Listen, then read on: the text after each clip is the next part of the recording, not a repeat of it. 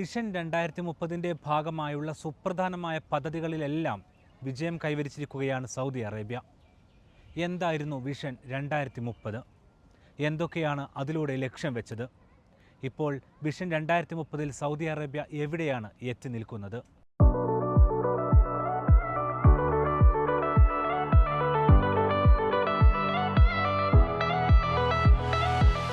ചടുലമായ സമൂഹം, കരുത്തുറ്റ സാമ്പത്തിക രംഗം, മികച്ച രാജ്യം, ആ 3 ലക്ഷ്യങ്ങളിലാണ് സൗദി അറേബ്യ വിഷൻ 2030 എന്ന ദേശീയ പരിവർത്തന പദ്ധതിക്ക് തുടക്കം കുറിച്ചത്.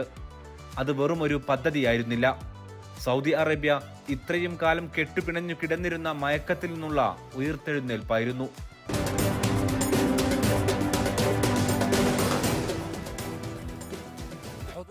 വളരെ ലളിതമായി പറയാം, പെട്രോളിന്റെയും ഡീസലിന്റെയും ക്രൂഡ് ഓയിലിന്റെയും വരുമാനത്തിലാണ് സൗദിയുടെ സാമ്പത്തിക രംഗം ഇത്രയും കാലം പിടിച്ചു നിന്നത്. അതിലെ ഏതൊരു ഇളക്കവും സൗദിയുടെ സമ്പദ്ഘടനയെ ഇളക്കും. അതുകൊണ്ട് എണ്ണക്കൊപ്പം ഇളകാത്ത ഒരു സമ്പദ്ഘടന വേണം. അതിന് വിവിധ മാർഗങ്ങളിലൂടെ വരുമാനമെത്തി സമ്പദ്ഘടന ശക്തമാകണം. ജനങ്ങളുടെ ജീവിത നിലവാരം ഉയരണം. എല്ലാവരുടെ കയ്യിലും ജോലിയും കാശുമുള്ള നാടായി മാറണം. അതായിരുന്നു വിഷൻ 2030 എന്ന ബൃഹത്തായ പദ്ധതിയുടെ പ്രധാനപ്പെട്ട ലക്ഷ്യം.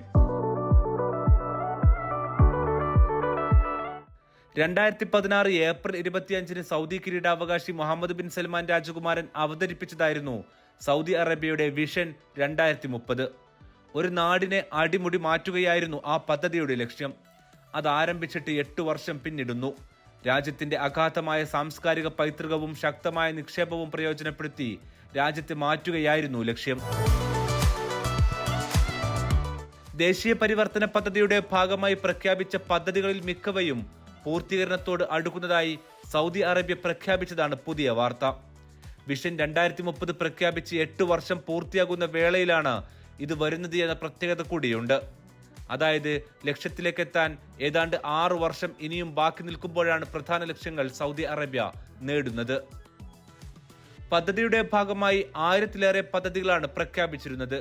അതിൽ 87% പൂർത്തീകരിക്കുകയോ ആസൂത്രണം ചെയ്തതുപോലെ മുന്നേറുകയോ ചെയ്തു. ഇതിനെ ലോക എക്കണോമിക് ഫോറവും അഭിനന്ദിച്ചു. Big kudos to Saudi Arabia for now already achieved the aspiration of more than 50% of the economy is non-oil and gas related.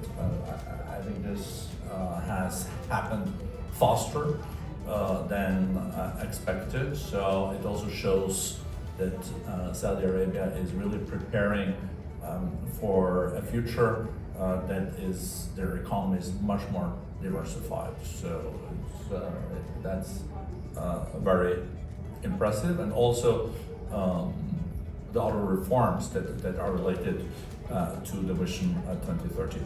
On China, we will, as I said, have Secretary Blinken here in a dialogue publicly on Monday, coming directly back from his meetings with സൗദിയിലെ ഏറ്റവും ശ്രദ്ധേയമായ നേട്ടം സ്ത്രീകൾ സ്വന്തമാക്കിയ നേട്ടങ്ങളാണ്. സൗദിയിലെ വ്യവസായികളിൽ പകുതിയോളം പേർ സ്ത്രീകളാണ്. ചെറുകിട വ്യവസായങ്ങളിൽ ഏതാണ്ട് പകുതിയോളം സ്ഥാപനങ്ങളും സ്ത്രീകളുടേതാണ്. രാജ്യത്തിനകത്ത് സ്ത്രീകൾക്കുള്ള സുരക്ഷയും അവകാശങ്ങളും തന്നെയാണ് പുറത്തിറങ്ങി ബിസിനസ്സിലേക്കും വിവിധ മേഖലകളിലേക്കും തിരിയാൻ സ്ത്രീകളെ പ്രാപ്തരാക്കിയത്. വിഷൻ 2030 പദ്ധതിയുടെ പ്രധാന ഗുണഭോക്താക്കളും സ്ത്രീകൾ തന്നെ. രാജ്യത്ത് ഉന്നത നിലവാരമുള്ള ജോലികളിലും പകുതിയോടടുത്ത് സ്ത്രീകൾ തന്നെയാണ്. 1064 സംരംഭങ്ങളാണ് വിഷൻ 2030 ഭാഗമായി തുടങ്ങിയത്. ഇതിൽ 87% പൂർത്തീകരണത്തിന്റെ പാതയിലാണ്.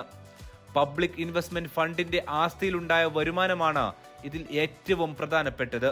2016 2.09 ട്രില്യൺ റിയാൽ മൂല്യമുണ്ടായിരുന്ന PIF-ന്റെ ആസ്തി 2.81 ട്രില്യണിലേക്കാണ് നിലവിൽ ഉയർന്നിരിക്കുന്നത്. PIF എന്ന് പറയുന്നത് എണ്ണേതരമല്ലാത്ത മേഖലകളിലൂടെ സൗദിയിലേക്ക് നിക്ഷേപം എത്തിക്കാനുള്ള പ്രത്യേക സ്ഥാപനമാണ്. On the question, as you mentioned, Vision 2030 is proceeding with a lot of momentum.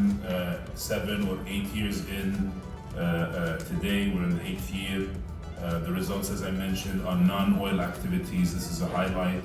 It reaching 50% of our total GDP means that non-oil economy, which has grown 20% since 2016, is growing with strong momentum. And we're just getting started. Most of this growth is coming from new sectors that were started from scratch. We will see still more economic activity from more industrial, manufacturing, and exporting activity in the medium term. As far as the relationship with China, it's very strong. We have decades of strong historical ties on the trade side, and that trade profile is evolving robustly. Add to that the very strong friendship that is between both peoples, but also our institutions and leaderships. It's something we want to continue. Saudi അറേബ്യയെ സമൃദ്ധിയുടെ ഭാവിയിലേക്ക് നയിക്കാൻ രൂപകൽപ്പന ചെയ്തിരിക്കുന്നതാണ് vision 2030. യുദ്ധത്തിൻ്റെ സ്ട്രെസ്സിൽ നിന്ന് വിമുക്തമായിക്കൊണ്ടൊരു economic ഗ്രോത്തിന് വേണ്ടിയിട്ടുള്ള എല്ലാവരുമുള്ള പരിശ്രമമാണ്. Saudi അറേബ്യയെ സംബന്ധിച്ചിടത്തോളം his royal highness prince Mohammed bin Salman അവർ 2030 വിഷൻ പ്രഖ്യാപിച്ചു. ഞാൻ അന്നും പറഞ്ഞു, ഇന്നും പറയുകയാണ്, ഒരു വിഷനുള്ള ലീഡർ ഉണ്ടെങ്കിൽ അത് അച്ചീവ് ചെയ്യാൻ പറ്റും. ആ വിഷനുള്ള ലീഡറാണ് മുഹമ്മദ് ബിൻ സൽമാൻ ഇവിടെ സൗദി അറേബ്യയിൽ. അപ്പോൾ 87% ഇപ്പോൾ അച്ചീവ് ചെയ്തിട്ടുള്ളത്. അതിൽ പേജ് നമ്പർ 2030 വിഷനിലെ പേജ് നമ്പർ 57 റീറ്റെയിലിനെ പറ്റി കൊടുത്തിട്ടുണ്ട്. അത് ഞങ്ങളോട് പ്രത്യേകം പറയുകയുണ്ടായി വകുപ്പ്. ഞങ്ങളത് ഇപ്പോൾ 60%, 2024 2024 60% അച്ചീവ് ചെയ്തത്. 2027, 26, 27 അത് 100% ആവും. അപ്പോൾ ഞങ്ങളും ആ ഗ്രോത്തിനോടൊപ്പം അച്ചീവ് ചെയ്യുകയാണ്. സൗദി അറേബ്യ വലിയ മാർക്കറ്റാണ്. ഞങ്ങൾ 100 ഹൈപ്പർ മാർക്കറ്റാണ് ഞങ്ങളുടെ വിഷൻ. അത് ഞങ്ങളിങ്ങനെ എക്സ്പാൻഡ് ചെയ്തുകൊണ്ടിരിക്കുകയാണ്. സൽമാൻ ബിൻ അബ്ദുൽ അസീസ് രാജാവ് അംഗീകരിച്ച ഈ സമഗ്രമായ സംരംഭം സൗദി അറേബ്യയെ അടിമുടി മാറ്റിക്കഴിഞ്ഞു. വിഷൻ 2030 ശ്രദ്ധേയമായ നേട്ടങ്ങളിൽ ഒന്ന് ടൂറിസമാണ്.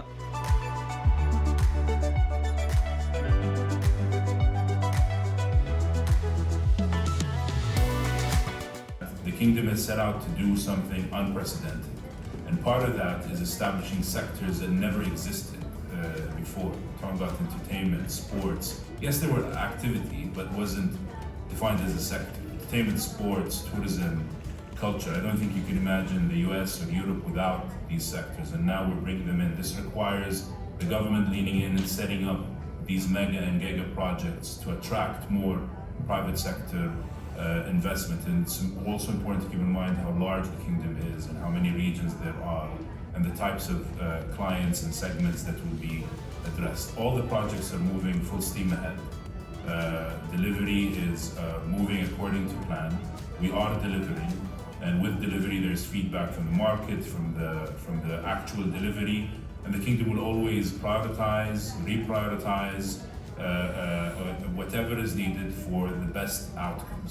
But all these projects are moving full steam ahead, and I invite people to visit the kingdom and these projects to see for themselves. 2023 Saudi Arabia 10 കോടിയിലേറെ പേരെ സ്വാഗതം ചെയ്തു. അതിൽ 27.4 ദശലക്ഷം രാജ്യാന്തര വിനോദസഞ്ചാരികളും ഉൾപ്പെടുന്നു. കഴിഞ്ഞ വർഷം 13.56 ദശലക്ഷം തീർത്ഥാടകരെ സൗദി അറേബ്യ സ്വാഗതം ചെയ്തിട്ടുണ്ട്. സാമ്പത്തിക മേഖലയിലും ശക്തമായ വളർച്ച പ്രകടമാക്കി GDP 2959 ബില്യൺ റിയാലിലേക്ക് എത്തിക്കഴിഞ്ഞു.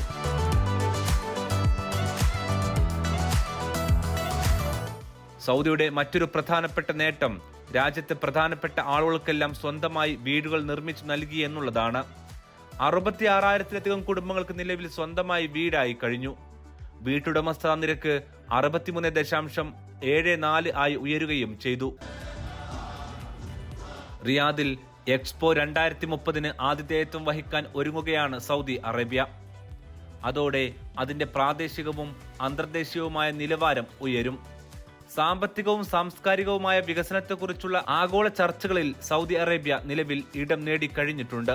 മക്കയുടെയും മദീനയുടെയും മാറ്റം ടൂറിസത്തിന്റെ കാര്യം പറയുമ്പോൾ പ്രത്യേകം പറയേണ്ടതാണ്. ലോകത്തെ ഏറ്റവും മികച്ച നഗരമായി മാറിയിരിക്കുന്നു രണ്ടും. അറബ് മേഖലയിൽ മറ്റാർക്കും അവകാശപ്പെടാനാകാത്ത ഒന്ന് സൗദിക്കുണ്ട്: ചരിത്രവും പൈതൃകവും. അതിന്റെ കലവറയാണ് സൗദിയുടെ ഓരോ ഭാഗവും. ചരിത്രവും പുരാതന സംസ്കാരവും ഇഴചേർന്ന് കിടക്കുന്ന മക്കക്കും മദീനക്കും പുറമെ അൽ ഉല, തബൂക്ക്, നെജ്റാൻ, ജീസാൻ, ജിദ്ദ എന്നിങ്ങനെ ചരിത്രത്തിന്റെ ഭാഗമായ പലതും സൗദി ഇന്ന് ലോകത്തിന് മുന്നിലേക്ക് തുറന്നു കൊടുത്തു. ഹായിലിലും സക്കാക്കയിലുമുള്ള ചരിത്ര ഇടങ്ങളും സൗദി അറേബ്യ മാറ്റിയെടുക്കുകയാണ്. അതെല്ലാം കാണാൻ ഇതുവരെ എത്താത്ത സഞ്ചാരികൾ എത്തുന്നതും പുതിയ കാഴ്ചയാണ്.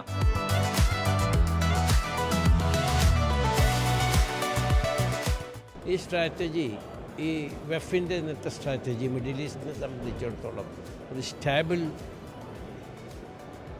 മിഡിൽ ഈസ്റ്റ് എന്ന് വെച്ചാൽ ഐക്യത്തോടെയും എക്കണോമിക് ഗ്രോത്തോടുകൂടിയും എല്ലാവർക്കും തുല്യമായി ജീവിക്കാനും തുല്യമായി സമ്പാദിക്കാനും തുല്യമായി ജോലി ചെയ്യുവാനുമുള്ള ഒരു സാഹചര്യം ഉണ്ടാവണം.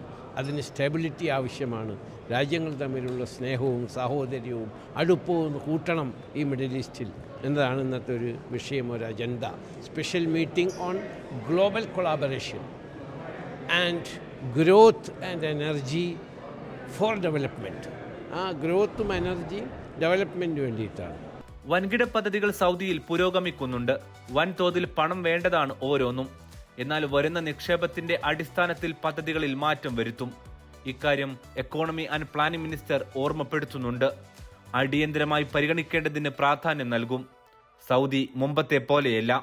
50 വർഷം മുന്നിലേക്കുള്ള പദ്ധതികളാണ് രാജ്യം മുന്നിൽ കാണുന്നത്. കാലാവസ്ഥാ വ്യതിയാനവും എണ്ണയില്ലാതെ പ്രവർത്തിക്കുന്ന ഒരു ലോകവും അത് മുന്നിൽ കാണുന്നുണ്ട്. അത് മുന്നിൽ കണ്ടു തന്നെയാണ് വിഷൻ 2030 മുന്നേറുന്നതും. അതിന്റെ ഫലം കൂടിയാണ് ഇപ്പോൾ പ്രതിഫലിക്കുന്നതും.